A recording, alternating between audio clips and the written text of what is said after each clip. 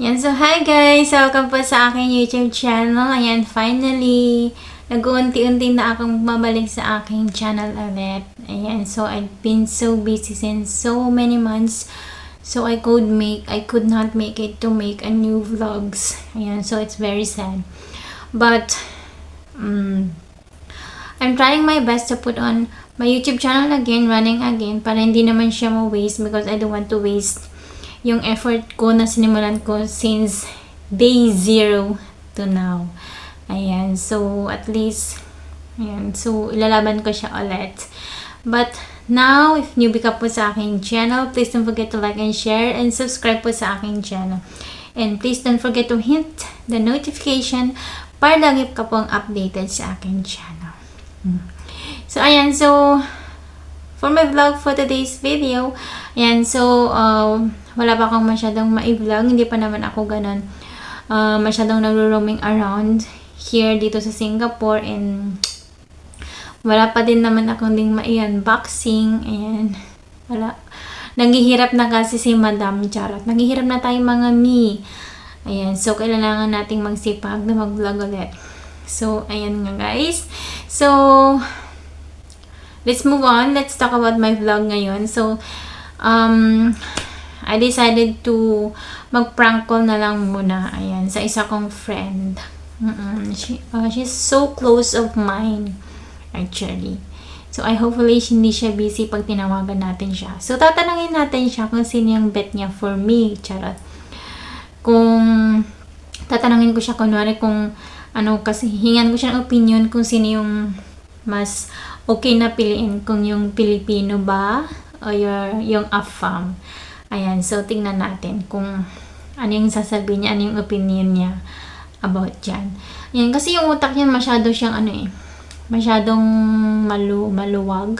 Ayan, masyadong spread out yung the way how she thinks. So, yun. Kaya siya yung gusto kong tawagan for today's prank call. Ayan, so sa aking vlog. Parang dinidighay ako, ano ba yun? So, ayan po. So, let's go guys, samahan niyo ako and let's call her. So, hopefully hindi siya busy. So, yun. So, ayan guys, tatawagan natin si Cons. Prank natin siya.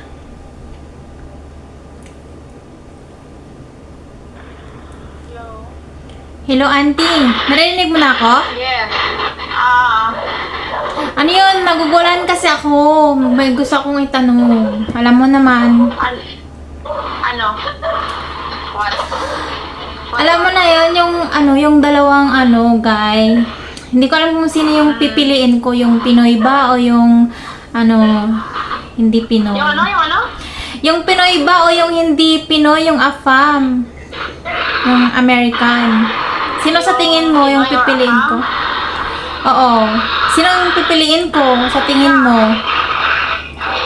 Ikaw. Kung gusto mong guminawa sa buhay, di mag-apam ka. Pero kung ako, ayoko na apam. Bakit? Mag-Pinoy ka na lang. Ay mo, apam. Ikaw, depende sa'yo. Kung kinitibok ng puso mo, ano ba, dapat alam mo yan kung nyari, kung apam pipiliin mo, bakit siya yung pipiliin mo, pagmamahal, or pagmamahal may kasamang pera, or what? Kasi yung AFAM kasi, parang feeling ko, gusto ko naman siya, pero mas gusto ko kasi yung pera niya. Yung? Gusto ko siya, pero mas gusto ko yung pera niya. Yung pera niya. Oo, mas gusto ko yung pera niya. At tapos yung Pinoy, Yung Pinoy, gusto ko naman siya, pero hindi ko siya gusto kasi hindi naman siya ganun kadaming pera. gusto mo siya, yung Pinoy, Yung Pinoy, gusto ko siya, pero hindi ko gusto dahil hindi naman siya ganun, hindi naman ganun karami yung pera niya. Maliw. May kasama talagang pera. Ang hirap naman sagutin. Okay lang naman yan. Kung magsisikap naman yan, ano ka ba? So itatry ko na lang sa Pinoy, at least magkakaintindihan kami, Oo, magparinil pa rin Hayaan mo yung foreigner. Yung foreigner kasi, ano yan, para ka ding nangigibang bansa na first timer. Akala mo ba? Oo. Buti kung mabuti yan.